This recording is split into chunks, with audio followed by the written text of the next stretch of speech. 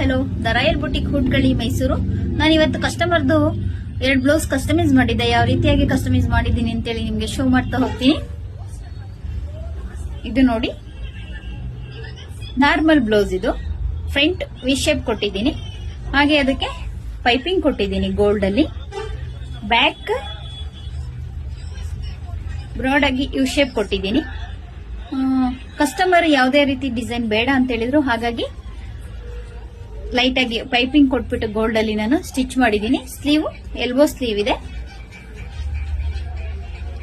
ಹಾಗೆ ಈ ಬ್ಲೌಸ್ ನೋಡಿ, ಇದು ಸ್ವೀಟ್ ಹಾರ್ಟ್ ನೆಕ್ ಬಂದಿದೆ. ಹಾಗೆ ಪೈಪಿಂಗ್ ಕೊಟ್ಟಿದ್ದೀನಿ ಸ್ವೀಟ್ ಹಾರ್ಟ್ ನೆಕ್ಗೆ. ಇದು ಪ್ರಿನ್ಸಸ್ ಕಟ್ ಬರುತ್ತೆ, ಫ್ರಂಟ್ ಪ್ರಿನ್ಸಸ್ ಕಟ್. ಹಾಗೆ ಬ್ಯಾಕ್ ಪ್ಯಾಟರ್ನ್ ನೆಕ್ ಬಂದಿದೆ. ಇದು ಬ್ಯಾಕ್ ಈ ರೀತಿಯಾಗಿದೆ ನೆಕ್.